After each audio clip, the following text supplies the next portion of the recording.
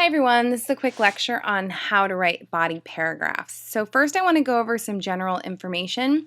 Your body paragraph should be between 8 and 11 sentences in length, depending on the number of quotes you use. So if you have 2 quotes in your body paragraph, your body paragraph needs to be a minimum of 8 sentences. If you have 3 quotes in your body paragraph, it should be at least 11 sentences. And the reason being is that each of your quotes needs to be followed by 2 to 3 sentences of commentary. Commentary is explanation, analysis. So if you add an additional quote, you also need to add additional commentary. So it's important to remember that the more quotes you have in a body paragraph, the longer that body paragraph is going to be, because not only are you adding quotes, but you also have to add commentary. They need to begin with a topic sentence, which clearly states the main point of your body paragraph, and it needs to end with a conclusion sentence that wraps up your paragraph so that you're ready to transition to the next one. You really need to remember not to use first or second person. You want to maintain an objective voice and write in the third person. He, she, they. No first person, I or me. You want to keep yourself out of the essay. It's not about you. It's not about I think, I feel. You want to stay entirely focused on the text. Now, if you have a tendency to write I think, I feel, I believe, do your first draft and try not to edit yourself. Otherwise, you'll give yourself writer's block. But when you go back through and edit, you want to cross out. Every time you put I think, I believe, just take it out. 99% of the time, you don't need it for the sentence to make sense. So either just kind of train yourself to not use first person, or if you have to use it on your first draft, make sure you edit it out. You also don't want to use second person, you or your. When you write in second person, you are talking directly to me, your reader, which sounds informal and slightly awkward. So you want to stay in third person, he, she, it, they, and remain objective. And then it's important that you don't mention any points that you either cannot support with evidence or quotes from the book, or you don't plan to. So you don't want to just throw in a good point because it sounds good. You only want to mention things you plan to support with evidence. This is the format of a body paragraph, and I've color-coded it just to give you a sense of the relationships between the sentences. So the first sentence in a body paragraph is your topic sentence. That is the main point of your paragraph. This should be one of the points, the 3 points mentioned in your thesis statement. So the first point you mention in your thesis statement should be the first point you develop into a strong topic sentence. That topic sentence is what you're going to spend the rest of the paragraph supporting. So it needs to be really specific, really strong, and it needs to specifically relate to that thesis statement that you started your intro or you ended your introduction with. Once you've made that statement, you need to immediately follow it with your first concrete detail. A concrete detail is a quote from the text you're writing about. So you need to have not only the quote, but also the MLA citation. Once you have your quote with MLA citation, you need to enter or you go into the commentary phase, which is where you analyze and you explain your quote. You need to think about what is the significance of the quote, and what is the significance of the quote in relation to my main point, my topic sentence? How does it support my topic sentence and my thesis? So you need to stay focused on the main point you made in this paragraph, which is also one of your points from your thesis, and talk about how this quote supports that point. So you don't want to tell me what happened in the book or what happened in the quote. That's plot summary. I know what happened. I want you to tell me, why is it important? What do we learn from this quote? Think about the word choice. Think about who's talking. Think about the mood, any symbols, themes. What do we learn? And really what you want to focus on is making inferences. So when something is explicit, it's clearly said. But when you make an inference, you're going beneath the surface. You're trying to figure out what is the significance of what was said. So what is the significance of this quote? What's the deeper meaning? And when you plot summarize, when you retell the story, you're demonstrating lower order thinking. When you analyze the story, you have to work a lot harder. It's higher order thinking. So a lot of students kind of struggle to make this transition, but it's very important to think about not what happened, why is it important? You need to have a minimum 2 sentences of commentary, and the longer your quote, the more commentary you're probably going to need to effectively analyze that quote. Then you follow that second line or third line of commentary, however much you have, with your second concrete detail. This is a second quote from the text with a citation. You want to have MLA citation and then follow that immediately with your first piece of commentary in relation to that quote. So you need to analyze that second quote. You need to explain that second quote. Now, in the second set of commentary, you can also think about the changes between the first quote and the second quote.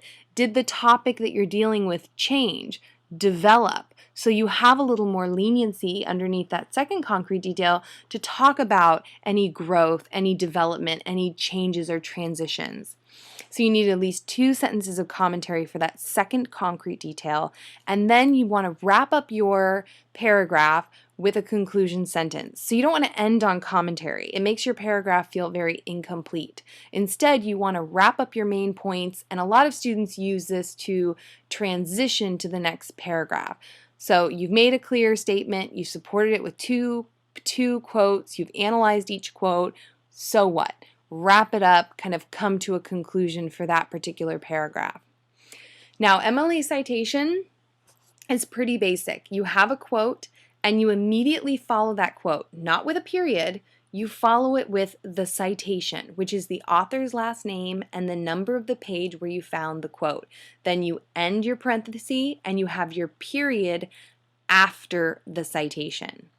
So you want to make sure you use quotation marks around any line that you take from a text and use in your essay. So in the past, I've had students who are confused and they think that they can only grab lines from the book that already have quotations around them. But that's not the case. Those lines with quotation around them just mean that characters are talking. It's showing dialogue or conversation. But you can take any line from a text and use it in your essay. So here's an example. You see, I start with my quotation and I say, I wonder what he, Jem, was thinking. End quotation. And then I have parenthesis, last name Lee, because we have Harper Lee as our author, so Lee, make sure you capitalize her last name. 349, page 349. And you notice I don't have a PG, I don't have anything. It just says 349, end parenthesis, and then I have my period. And then you'll notice I added something to the quote. Whenever you add something to a quote that was not there, you want to use brackets. The brackets shows that you've added something. And usually this is why you would add brackets. A lot of times quotes will have, you're taking the quote out of context, out of the novel. And if the quote has a lot of pronouns, he, she, they, it, we, it might be hard for the reader to kind of follow who's talking to whom. So you can insert brackets to show them who is being referred to and just make it more clear. So inserting a name for clarity so that your reader can follow.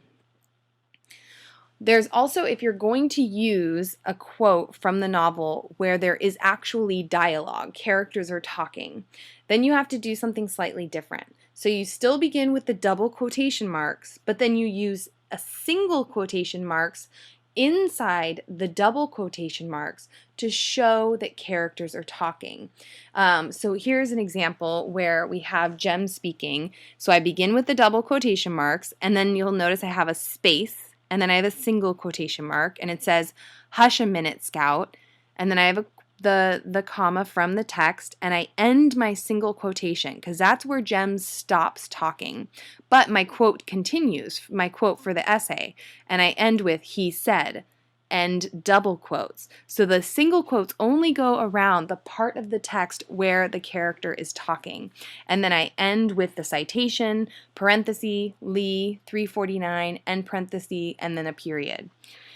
Now, the only time you ever include punctuation inside a quote, at the end punctuation inside a quote, is if the quote ends on a quotation or a question mark or an exclamation point, because both of those types of punctuation impact the way that the reader reads the line.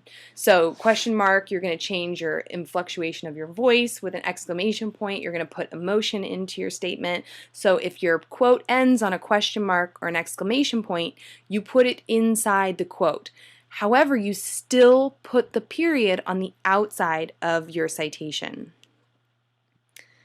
So here's an example. It's actually just really the first part of a body paragraph that I wrote when we were working on a research paper a few years ago, and I thought it would be a good example to share with you. Now clearly, if this was going to be a complete body paragraph, you'll see I have a topic sentence, a concrete detail, and commentary. I have several sentences of commentary. I would need another concrete detail, more commentary, and a conclusion sentence. Now the only reason I don't have all that is just because it would be a ton of writing for such a small screen. So I'm just going to give you a sense of what the topic sentence, concrete detail, and commentary should look like in kind of this snapshot. So the topic sentence for this example is Walmart's rapid growth and increased power as a corporation has taken power away from smaller businesses. So that's my statement. That's my topic sentence. Walmart's growing, has more power, and smaller businesses are losing power. So then I have to support that with a concrete detail. So my quote reads, small businesses are crucial economic engines providing millions of jobs as well as the opportunity for the type of advancement that is the essence of the American dream. Important mom and pop shops are being threatened by ... the proliferation of box stores like Walmart. So you'll notice I use the ... It's called an ellipse, which means I skipped a section of the text that I'm quoting. And then I'm going to go on, and then I have the authors, see in the parentheses, I have the author's last name, the page number, end parentheses, period. Then in my commentary, and I have more than 2 sentences of commentary because this is a longer quote, and I've got a lot to talk about. I'm talking about small businesses and economic engine. I'm talking about the proliferation or the popping up of all of these different, box stores, like growing so exponentially. I have this idea of the American dream, so I need to really digest all that. And if you have a longer quote, you're going to need more commentary usually to really analyze that quote. So my commentary says, family businesses generally provide a small or a specific service or type of product, which creates a need for a large number of shops in a given community. These small shops create a large number of jobs for people within that community who are producing and or selling those products. The introduction of a Walmart strips small towns of their independent businesses because Walmart sells a variety of goods in one place. Due to the large volume of goods sold at Walmart, it has more power to lower its prices. Smaller businesses that specialize in a particular kind of product might have more variety in terms of their specialty product, but their overall volume of sales are smaller. Therefore, they have less power over the cost of their products.